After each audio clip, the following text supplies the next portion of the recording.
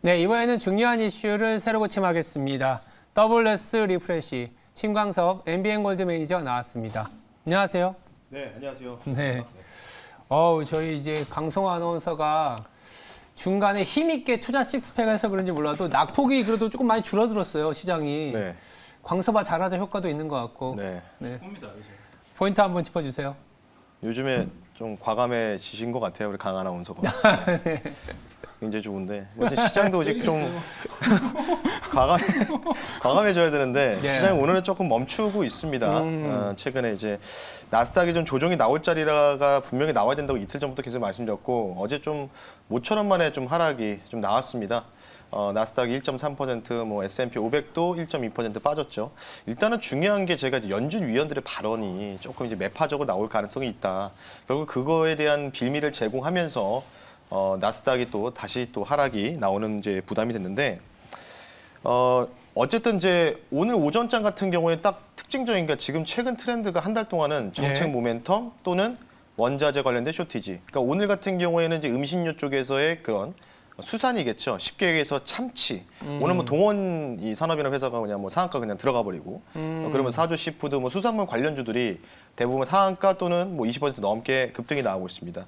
그러니까 계속해서 뭔가 이제 많이 못 갔던 이전에 한번 갔다가 한 1, 2주 쉬었던 종목들 위주로 다시 또 활기를 띠는 모습들이 나오고 있기 때문에 일단은 시장에 대한 투심은 이렇게 뭔가 테마성이 있는 종목들이 살아나는 자체가 일단 시장에 돈이 좀 있다는 뜻이거든요. 네, 근데 중요한 거는 대형주가 좀 재미가 없죠. 유가가 또 다시 한번 또 올라갔던 부분 때문에 115불까지 치고 갔기 때문에 조금은 이제 코스피 200 또는 코스피 150에 그 산정되어 있는 종목들이 대부분 실적의 영향을 좀 많이 받다 보니까 그에 대한 영향으로 실적 우려감들, 유가가 올라감으로 따라서 그래서 그런 부분으로 인해서 조금 이제 대형주는 재미없고 오늘 좀 중소형 테마주 장세가 오전장은 계속되고 있다. 이렇게 좀 말씀 한번 드려보겠습니다. 어쨌든 지금 좀 있으면 또 4월부터는 1분기 실적 시즌이 시작되고 1분기에 나타났었던 여러 가지 비용 변수들 뭐 특히 이제 원자재 단이 워낙 강한 상승을 보였기 때문에 4월 실적 시즌 앞두고 대형주보다는 중소형주가 그래도 괜찮은 모습이 나타난다라고 정리해 주셨습니다. 그렇죠. 투자 식스팩을 담당했던 강성호 아나운서가 아니네요. 강성자 아나운서 합류했습니다. 네. 이게 뭐죠? 안녕하십니까. 네, 신입 아나운서 강성자라고 합니다. 가발을 쓰니까 신광섭 매니저의 표정이 바로 화색이 돋네요. 제가 빠진 사이에 화면 모니터링을 많이 해봤는데요. 네. 정말 제가 큰 죄를 짓고 있었구나라고 생각이 들어요. 왜요? 정말 화면이 그동안 저도 모니터링 할 때 제가 나오는 거 보고 화면 참 칙칙하다 생각을 했는데 근데 확실히 제가 없는 효과가 상당히 컸더라고요. 근데 지금 가방을 썼다고 딱히, 해서 이거 거의 파마한 느낌 있죠. 앞으로 폼. 재현 배우 같은 느낌도 좀 나고요. 네. 가발이 좀 더 길었으면 어땠을지. 알겠습니다. 내일부터 이거 아까 약간 좀 그 오미크론 후유증 같기도 하고 좀 이 머리가요? 네, 아니요. 머리가 오미크론 후유증인가요? 아니. 알겠습니다. 오늘의 새로 고침으로 바로 넘어가도록 하겠습니다. 그러니까 시장을 지금 지배하는 게 사실 러시아 쪽이지 않겠냐 싶어요.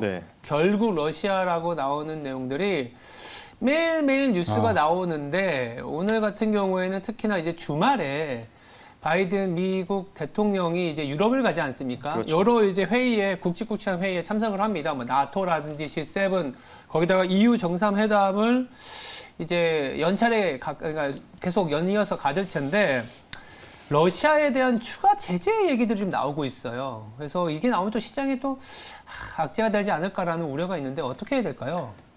참 러시아 우크라이나 전쟁이 대부분의 그 국제 전문가들도 마찬가지고 러시아가 우위를 점하면서 한 일주일 안에 끝날 것이다라고 했는데 벌써 한 달이 이제 지났죠. 딱 한 달 좀 지난 것 같습니다. 어쨌든 이제 바이든 대통령이 이제 그러니까 벨기에와든지 폴란드를 방문한다는 소식이 좀 나왔고요. 일단 중요한 거는 이제 내일 있을 부분들이 바로 나토 군사회의입니다. 이 나토 군사회의 관련된 부분들을 이제 통상 이제 그 바이든 대통령이 주도하에 진행한다는데 여기서 이제 과연 확전에 대한 가능성이 있을 것인가에 대해서 우리가 조금 더 면밀하게 추적을 좀 해야 될 것 같고요. 그러면 일단 지금 러시아와 우크라이나의 전쟁, 그 전장 상황이 어떤 식으로 흘러가고 있는지를 알아야지 이게 어떤 식으로 이제 계속 확정이 될런지 아니면은 장기전으로 갈지 아니면 단기전으로 갈지를 우리가 어느 정도 예측할 수 있겠죠. 제 화면 한번 보면서 말씀 한번 드려보겠습니다. 제가 지난번에 한 2주 전에 한번 보여드리고 나서 새롭게 업데이트된 전장 상황에 대한 지도를 한번 보여드릴 텐데요. 예. 좀 볼게요. 여기 보시면 이제 우크라이나 이제 일대고요. 빨간색으로 되어 있는 거는 이제 러시아가 이제 거의 점령한 지역들이겠죠. 뭐 아래쪽은 크림반도 그리고 여기가 이제 문제 돈바스 지역, 도네츠크 인민공화국이라든지 뭐 이쪽이라고 보시면 되는데. 근데 지난번에 제가 2주 전에 이 돈바스 접경 지역에 여기서 파란색으로 이제 우크라이나가 파란색이거든요. 근데 지금 파란색이 거의 안 보이시죠? 예. 여기가 이제 그 아조프 군대라고 해가지고 우크라이나의 그 화력의 70% 담당하고 있는데 여기에 이제 밀접하게 이제 많이 있었거든요. 예. 지금 여기 없어졌습니다. 그리고 위에 보시면 약간의 조금 여기 뭐 파란색이 이게 두 개가 이제 보이실 거예요. 이 말은즉슨 뭐냐면 2주 전에 우크라이나 화력의 70%를 담당했었던 우크라이나 정부군이 여기에서 어느 정도 와해된 움직임이 보였다. 이렇게 좀 보시면 좋을 것 같습니다. 그러니까 지금 뭐 우리나라 그 포털 사이트 언론에서는 거의 러시아가 지고 있다는 식으로 좀 평가를 하고 있는데 지금 보이고 있는 지도가 그 중동 방송이죠. 알자지라 방송에서 발췌한 자료인데 굉장히 중립적으로 이제 그 정장 상황들을 계속 그 소식을 보도하거든요. 지금 이제 우측 그 북부 쪽으로 계속해서 밀려나고 있는 상황이라고 좀 보시면 좋을 것 같기 때문에 그래서 아마 푸틴이 주말에 이런 얘기를 했었죠. 뭐 항복을 요구한다 뭐 이런 식으로 제스처를 취했던 부분도 있었고 그 이후로 지금 계속 협상이 좀 지지부진한 결과가 있는데 이제 문제는 이제 푸틴 러시아군이 키이우라든지 이런 거를 제외하고 또 서부 지역까지 계속해서 그 확전될 가능성들이 굉장히 중요할 것 같거든요. 물론 이제 뭐 핵무기 관련된 부분들 뭐 얘기 나오면서 뭐 오늘도 이제 미국의 그 국방부에서 또 이런 얘기를 했습니다. 그러니까 쉽게 얘기해서 핵무기 사용 시 비상 계획인 그 타이거 팀을 가동했다는 소식이 나왔거든요. 이게 뭐 어느 정도 이제 러시아가 우크라이나 지역 일대에다가 핵무기를 갑자기 투하했을 때 그에 대한 뭔가 비상 계획인데 개인적으로 뭔가 이런 정장 상황들을 봤을 때는 푸틴 대통령이 굳이 그렇게 무리수를 두지 않을 거다. 핵무기라는 거. 왜냐하면 핵무기를 쓰는 동시에 3차 세계대전으로 완전히 확전이 될 수 있기 때문에 그럼 뭐 주식시장이 문제겠습니까? 생존의 문제겠죠. 여러 가지 전반적으로 봤을 때는 지금 상황 자체가 러시아가 거의 유리한 국면에 있다. 이렇게 좀 전장 상황을 좀 보시면 좋을 것 같고 그래서 아마 이번 주 주말 안으로는 뭔가 협상이 어느 정도 되지 않을까 저는 개인적인 생각을 좀 말씀드리고 싶고요. 어쨌든 지금 동부 전선에서 싸우든 돈바스 접경 지역에 싸우든 우크라이나의 정부군의 70%의 화력이 거의 이제 괴멸 또는 와해된 상황이기 때문에 지금 현재 상황은 러시아가 좀 유리한 상황이다. 대부분 이제 드니프라강 그쪽 동쪽 지역이죠. 그쪽을 거의 다 점령을 했습니다. 관련된 부분 참고하시면 좋을 것 같기 때문에 일단은 뭐 추가적으로 여러분 아시다시피 러시아 제재 관련된 부분들은 뭐 예. 어제도 마찬가지지만 뭐 제재를 계속해서 진행할 시에 뭐 러시아에서 그 독일 쪽으로 이제 서유럽 쪽으로 보내는 그 가스관을 차단하겠다 뭐 이런 네. 좀 얘기도 나왔는데 그럼에도 불구하고도 제가 계속 말씀드리지만 러시아는 이쪽에 제재를 받아도 제가 볼 때는 몇 년은 먹고 살 수 있는 이 모멘텀이 있습니다. 바로 중국과 인도겠죠. 최근에 또 중국과 인도가 또 친하게 지내는 모습들이 나오고 있습니다. 그래서 그런 외교적인 부분 좀 봤을 때 이 전쟁이 좀 빠르게 좀 종결이 돼야지만 뭐 이런 쪽으로 뭔가 원자재 이런 쇼티지 문제가 어느 정도 해결될 것 같은데 어쨌든 이번 주말에 또 만난다는 소식이 있습니다. 5차 회담이 좀 진행될 수 있는 가능성들이 있기 때문에 일단 러시아가 우위를 점한 상황에서 어떤 식으로 우크라이나가 대처가 나올지 우리가 그 부분들을 좀 집중적으로 봐야 되지 않을까 싶기 때문에 관련된 부분들 간단하게 말씀 한번 드려봤습니다. 신광섭 매니저님 저 오랜만에 하는데 한번 웃어주시죠. 웃고 있었습니다. 아닌 것 같은데요. 네. 아쉬운 표정이 너무 역력한데요. 네, 좀 3일 동안 즐거웠죠. 그러니까. 끝났습니다 이제. 끝났으니까 마음을 좀 단단히 먹으시고 얘기를 좀 듣다 보니까 그러니까 미국이 바이든이 이제 중국에 대한 관세를 좀 이제 어떻게 보면은 풀어주는 흐름까지 있는데 이 흐름까지 오면은 우리나라 입장에서 좀 호재가 더 되지 않을까 이렇게 생각이 드는데 두 분 생각은 어떠세요?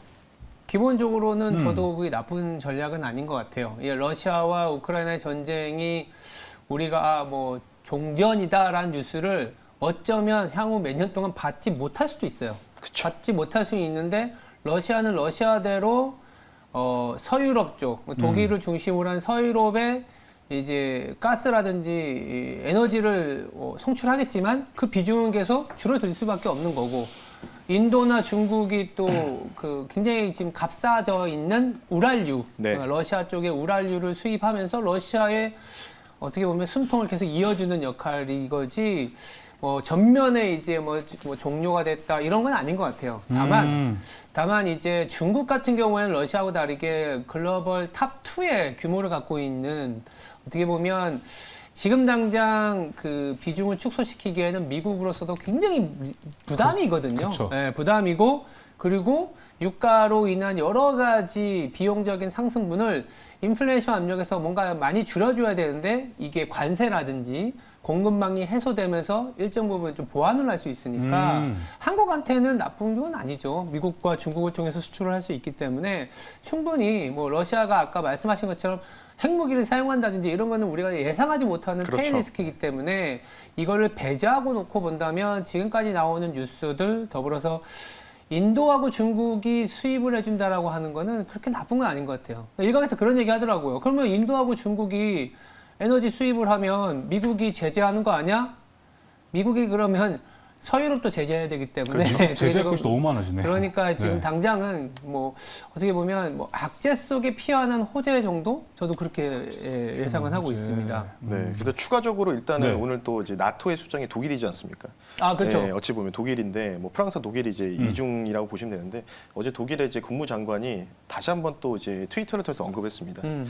확정 관련된 부분에 우려감을 표명하면서 독일은 참전할 부분들 그리고 군수품 지원 관련된 부분들도 일차 없을 것이다라고도 목을 박았기 때문에 아마 오늘 밤에 나토 회의가 좀 예정돼 있는데 거기서 어떤 식으로 바이든 대통령이 주도하면서 이끌어갈지는 뭐 아무도 모르겠지만 일단은 지금 독일 입장에서는 만약에 러시아와 여기서 적대적 관계로 진행이 되면은 아시다시피 남아있는 원전이 6개밖에 없는 상황인데 그것도 지금 폐쇄 조치가 들어가고 있지 않습니까? 그런 상황에서 신재생 에너지로 과연 커버가 가능할까? 그렇죠. 당장은 힘들죠. 그런 부분이 있기 때문에 아마 독일 입장에서는 러시아의 심기를 건드리고 싶지는 않을 겁니다. 그렇죠. 네, 그래서 그런 부분 좀 참고하시면 좋을 것 같습니다. 그러니까 이제 싫으니까 어쩔 수 없이 그 장기적으로는 이제 떼내긴 할 텐데 그쵸. 바로 떼내버리면 이제 본인도 몸이 힘들어지니까 서서히 떼내가는 과정이 진행이 되지 않겠냐라는 생각이 들고 있습니다. 이제 결국에는 우리가 이 아이디어를 갖고 와서 시장에 투영을 시켜야 될 텐데 뭐 어떻게 한편으로 좋게 생각하면은 이제부터는 러시아의 비중이 계속 줄어들고 유가가 굉장히 급등했었던 부분들이 주말에 EU와 미국을 통해서 여러 가지 에너지 공급 대책을 마련을 하면 소위 말하는 피크아웃으로 되면 에너지 지금 시장에서 가장 핫한 게 사실 비료주, 유가주, 뭐 요새도 농기계 뭐 이런 거 인플레이션이나 어떤 농산물 가격, 유가가 상승하는 거를 어떻게든 해지하려는 수요가 많거든요. 이걸 계속 끌고 가야 될지 아니면 역발상으로 뭐 어쨌든 이거는 피크아웃이고 피크아웃 되는 부분에서 조금씩 더 나아지는 아직까지 기대의 영역만 있는 뭐 리오프닝부터 시작해서 아니면 뭐 소비주들도 있지 않습니까? 이쪽으로 가야 될지 이게 참 어려운 구간인 것 같아요. 이거에 대한 어떤 밸런스를 좀 잡아줘야 될 것 같거든요. 일단 오늘 이제 리오프닝 관련된 부분들도 어찌 보면 이제 좀 연관이 있을 수 있는 공통 분모가 있지 않겠습니까? 또 오늘 이제 뭐 리오프닝 여행 중에서 노랑풍선이나 종목이 관리 종목 지정되면서 그러니까 지금 여행주들이 약간 그런 이제 리스크가 있다는 거겠죠. 어찌 보면 이쪽도 이제 러시아 우크라이나 이슈가 좀 잠잠해지면 다시 또 재개될 수 있는 부분도 있기 때문에 뭐 항공도 마찬가지겠지만 그래서 제가 계속 이쪽을 좀 조심하시라고 말씀을 드렸던 부분이었습니다. 뭐 그리고 뭐 지금 뭐 색조 화장품의 선두주자의 클리오도 마찬가지로 뭐 지금 횡령인가요? 그 사건 나오면서 그러니까요. 또 이제 급락이 나왔고, 그러니까 뭐 요즘에 뭐 유행인지 모르겠는데 뭐 횡령 정말 이거는 엄벌해야 된다 이렇게 좀 먼저 말씀드리고. 일단 지금 어쨌든 주제 자체가 쇼티지입니다. 결국 쇼티지. 쇼티지. 지금 이제 얼마 그 1시간 전에 나온 속보에 따르면 브라질에서 이제 밀 가격이 워낙 급등 나오다 보니까 그러니까 브라질 그 아메리카 지역, 남아메리카 지역도 이제 밀이라든지 뭐 대두 이쪽을 좀 생산하는 국가의 상위권이거든요. 브라질도. 거기서 이제 그 캐파를 좀 증가시키겠다, 생산 캐파를 좀 증가하겠다는 좀 소식도 나왔기 때문에 뭔가 지금 뭐 현대사료가 오늘도 4연상 갔어요. 4점상이라고 좀 봐야 될 것 같은데 뭐 개별 이슈도 있었습니다. 어디서 인수한다는 소식도 있었고 두울물산인가요? 그쪽에서 인수한다는 소식도 있었고 여러 가지가 있었기 때문에 4연상을 진행했는데 어쨌든 지금 이런 종목들을 제가 항상 말씀드리지만 여러분들의 포트폴리오가 100%라고 하면은 과연 이런 종목들이 몇 프로 들어갈까요? 50%, 100% 들어갈 수 있을까요? 저는 아니라고 보고 있거든요. 투자를 하시는 분들 입장에서는 그냥 이 종목은 뭔가 테마성, 원자재 쇼티지 관련돼서 파생돼서 나온 테마성이기 때문에 기껏 해봐야 비중 5%밖에 안 되실 겁니다. 그러니까 차라리 저는 그런 쪽으로 접근하면 비중 5% 정도는 뭐 트렌드를 보면서 대응하기는 좋다. 하지만 우리가 이런 종목들에다가 비중을 30%, 40%, 50%를 확대할 수 있는 종목은 아니다. 왜? 잘못 확대했다가는 고점에서 매수해서 좀 물려가지고 그렇죠.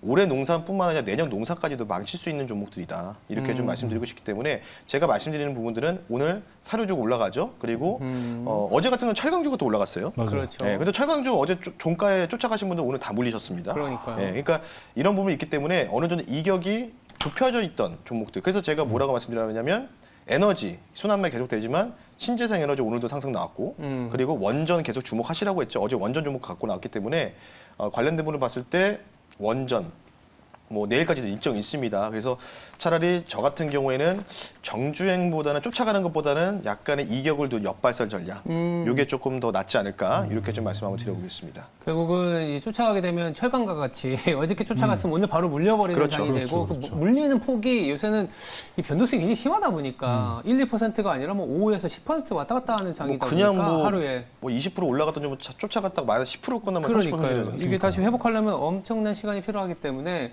역발상으로 저희들이 계속적으로 역발상에 그래도 이런 순환매에서 채택이 될 수 있는 게 에너지 투자고 네. 에너지 쪽에서 신재생은 우리가 이제 풍력 쪽을 좀 더 강하게 이제 그쵸. 푸시를 하고 있는 네. 상황이고 원전 이런 아이디어가 좋다. 그러니까 언젠간 한 번씩은 좀 돌아오는 그러니까 길목 지키기를 하자 이런 그쵸. 얘기를 하는 네. 것 같고요.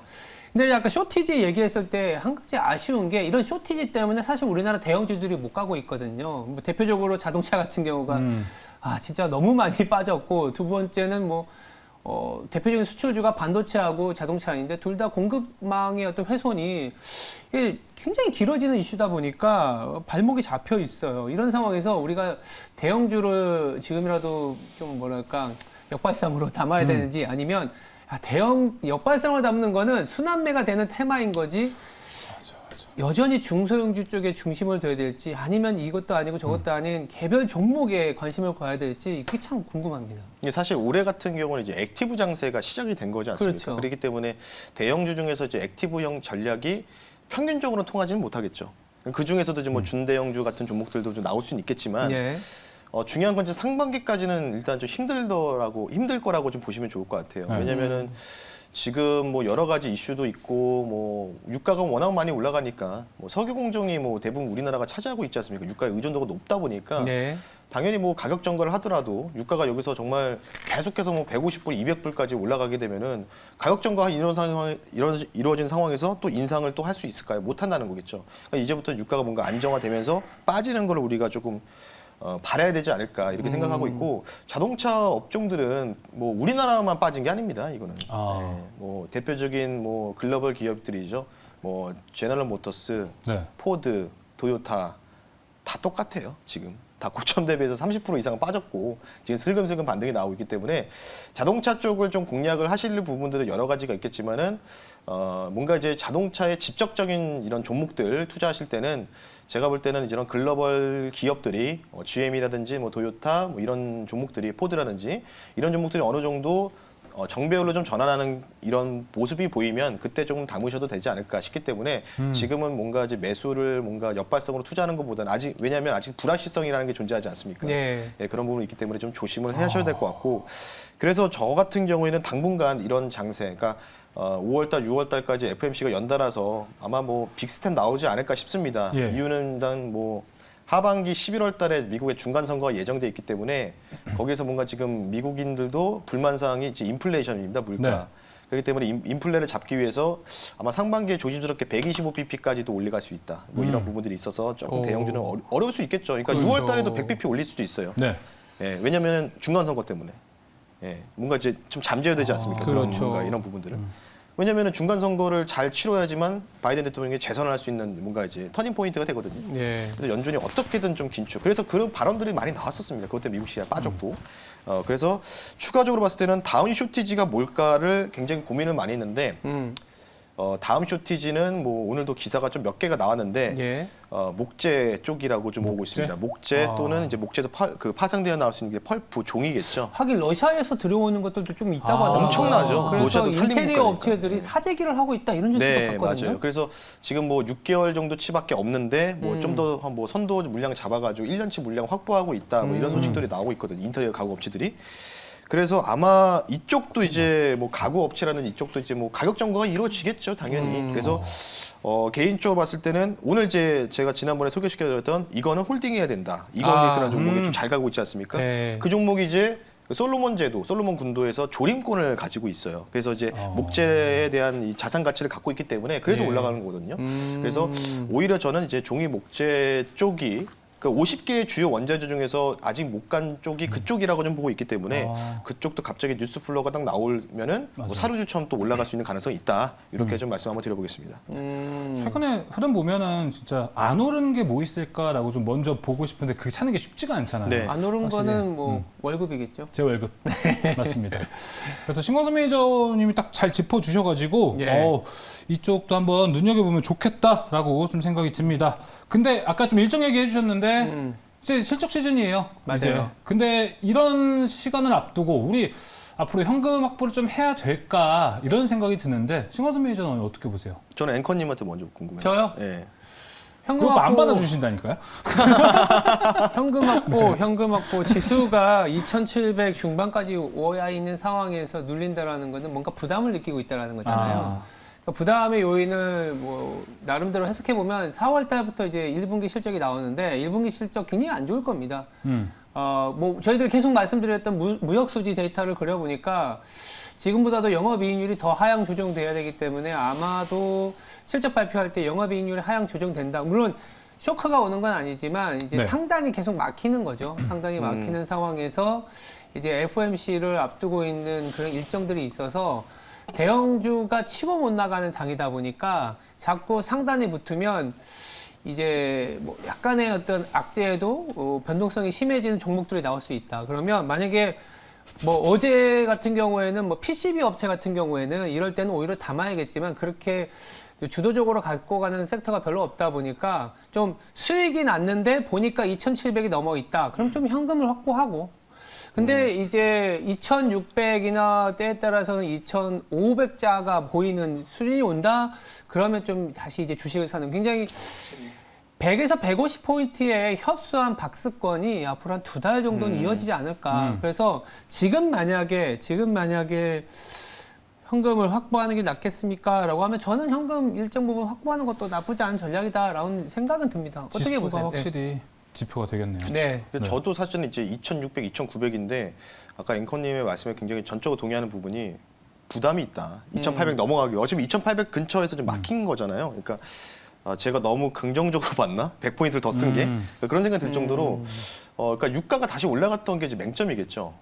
우리나라 대부분 석유 의존도가 너무 높기 때문에. 그래서 뭐 실적 안 좋을 거 여러분들 뻔히 다 아시지 않습니까? 그러게요. 지금 상황에서는 이제 1분기 그리고 2분기까지도 안 좋을 거 다 아실 거예요. 지금 이 고유가 시대면. 그래서 지금 같은 경우에는 현금 비중도 그러니까 현금 비중을 확대하는 것도 또 좋지만 그 현금을 이용해서 저는 계속해서 지금 보면은 어느 날 한 2, 3일은 정책 모멘텀으로 전책주들이 올라가다가 그럼 어느 날 같은 거 오늘 같은 경우는 원자재 쇼티지 관련된 부분들이 50개 품목 중에서 또 한두 개씩 움직이거든요. 상한가 들어가고. 그러니까 이벤트 드리븐 전략이 계속해서 유효하다. 그러니까 무슨 얘기냐면 쉽게 얘기해서 치고 빠지시라는 얘기입니다. 치고 빠져라. 그러니까 뭔가 보유 기간을 2박 3일이나 3박 4일 좀 잡아놓고 2, 3일 안에 이 종목이 안 가면은 그냥 약수익 실현하거나 아니면 손절 치고 다른 쪽으로 옮겨 타고 계속 그러다 보면은 손절은 조금 뭐 잦아질 수 있겠죠. 만약 시장이 뭐 안 좋을 때는. 그렇지만 한번 또 올라갈 때는 또 시원하게 또 수익이 날 수 있는 또 이런 종목들도 많기 때문에 지금은 사실은 개인적으로 저 같은 경우에는 지금 조금 뭐 시청자분들은 좀 그러시겠지만 저는 네. 오늘 오히려 트레이딩하기는 굉장히 좋은 장세다. 이렇게 좀 말씀을 드리고 싶기 때문에 그 정도로 좀 말씀 한번 드려보겠습니다. 그렇게 되려면 신광석 ETF를 잘 추적을 해야 되긴 하겠네요. 이게 종목 고르기가 너무 어려워요. 아까 말씀하신 어려워요. 것처럼 어저께 오르는 종목 뭐 추세도 좋아 보이잖아요. 아이디어들도 좋아서 딱 사면은 다음날 바로 5%씩 맞아요. 하락을 하기 때문에 네, 맞아요. 지금 이제 종목도 들어볼 건데 그래도 댓글 진짜 웃긴 게 하나 올라와가지고 댓글이요? 네. 보겠습니다. 행운가득님께서 올려주셨어요. 네. 목재 관련 이야기를 앞에 했었으니까 나무가는 목재 관련주 아닙니다. 주의하십시오. 이렇게 남아주셨고요. 근데 진짜 정확한 거예요. 진짜 푸드나무. 여러분 푸드나무도 조심하셔야 되고요. 그 제이 종목 콘텐 트리도 조심하셔야 또 돼요. 있어요. 또 있어요. 그 수산 INT라고 네. 그 수산준지 아시죠? 예. 보안주입니다. 보안주. 보안이에요? 이렇게 이름에 또 페이크를 가지고 있는데 여러분 나무가 목재 관련주 아니라는 거 푸드나무도 있고요. 여러분 그떤 종목들은 좀 조심하시길 바라면서 자 PT 바로 들어가 보겠습니다. 네. PT는 와 로보티즈가 목표가 터치했고 15%대 수익이거든요. 네. 와 어떻게 봐야 될까요? 요거 이제? 그냥 간단하게 말씀드릴게요. 올해 상반기 키워드는 AI 로봇이라고 다시 한번 강조를 드리고요. 예. 목표가 상향하겠습니다. 35,000원 이전에 정고점 갖고 근처까지 가는군요. 오, 보겠다라고 갖고 좀 가요? 보시면 좋을 것 같고 뭐 로봇주들은 전반적으로 약세입니다. 오히려 이런 장에서 조금 뭔가 담아야 될 수 있는 기회가 되지 않을까 이렇게 싶기 때문에 계속해서 윤석열 당선인과 안철수 인수위원장의 뭔가 여러분들의 그 코멘트를 주목하시면은 또 여기서 뭔가 또 퍼포먼스 나오는 좀 종목들이 나온다라고 말씀드리면서 수익 축하드리면서 리뷰 간단하게 마무리하겠습니다. 자 하나 더 리뷰할 게 있습니다. 역시 신광섭 ETF 잘하고 잘한다. 잘하자 광섭아. 뭐 광섭아 잘하자. 이게 요새 밈인데 네, 좀 하시네요 진짜. 네, 좀 안 계시는 동안에 좀 괜찮았습니다. 안 계시는 동안 괜찮은데 이제부터 안 된다. 또 서운하네요 또. CS 베어링까지 리뷰 좀 부탁드릴게요. CS 베어링. 네. 네, 이것도 이제 좀 올라왔어요. 근데 지금 조금 밀리는데. 네. 그러니까 오늘도 한 5, 6% 올라가고 어제도 상승 나오고 오늘도 5, 6% 올라가고 계속 지금 잠깐 화면 보면서 말씀드리면 네. 이거는 뭐 워낙 아시는 종목이니까 지금 22,000원대 저항 맞고 계속 밀리고 있거든요. 여기서 뭔가 확실하게 뭔가 이제 뉴스 플로우가 좀 나와야지만 여기서 뭔가 또 시원하게 좀 돌파할 수 있는 가능성이 좀 있다고 보고 있기 때문에 이 정도 자리에 오면 조금 어느 정도 여러분들 좀 챙겨 놓으셨다가 제가 말씀드렸죠 치고 빠지는 전략 목표가까지는 조금 모자라서 조금 미도달이 했는데 이 종목은 조금 눌림이 나오면은 또 다시 한번 매수해서 다시 한번 22,000원 넘어가는지 여러분 체크하시면 좋을 것 같습니다. 자 이렇게 CS 베어링까지 로보티즈와 함께 종목 리뷰해봤고요. 계속해서 오늘의 PT 종목 잘하고 있는 신광섭 매니저 PT 종목 빨리 알려주시죠. 그래서 오늘 준비한 종목인데요. 바로 네. 이제 목재 쇼티지. 그래서 조림권을 갖고 있는 기업을 갖고 왔는데 이건홀딩스 말고 다른 기업도 있더라고요. 이 종목 먼저 말씀드리기 전에 1,830원에 저는 실시간으로 편입을 하고요. 네. 바로 단기적인 트레이딩을 지향하셔라고 먼저 말씀을 드리고 네. 말씀드리겠습니다. 종목명은 한솔 홈데코라는 종목을 말씀 한번 드려보겠습니다. 목재랑 전혀 상관없네요. 비슷해요. 아까 이쪽도. 트리, 네. 뭐 그렇죠, 나무 그렇죠. 이런 게 안 들어가니까. 데코, 그렇죠. 데코죠, 데코. 네. 홈데코. 오늘의 PT 종목 한솔 홈데코고요. 이 종목을 제가 가지고 나온 계기는 뭐 아시다시피 이 종목 같은 경우는 마루, 강화마루라든지 이쪽 마루 생산 업체라고 보시면 되는데 이 회사가 이전에 사업이라고 보니까 뉴질랜드 이 지역에 한솔 뉴질랜드라는 그 법인을 만들어서 여기에 그 뉴질랜드 기스본 지역이라고 있는데 여기에 조림권의 사업 이력이 있습니다. 그렇기 때문에 숨겨진 조림권 관련주고요. 우크라이나 러시아 전쟁이 장기화했다는 목재 공급 우려 그리고 추가적으로 내일부터는 또 뭐가 있냐면 이 회사가 또 탄소 배출 관련주였었어요.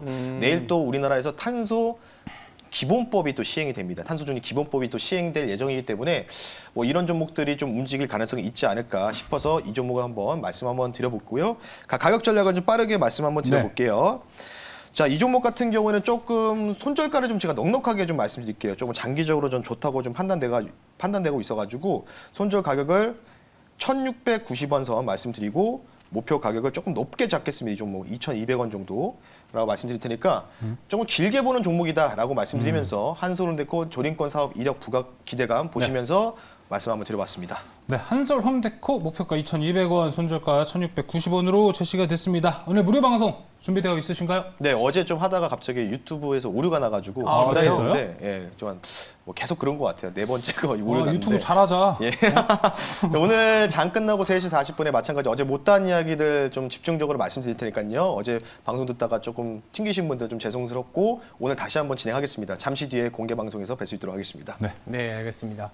지금까지 WS 리프레시였습니다. 두 분 내일 뵙겠습니다. 감사합니다. 감사합니다.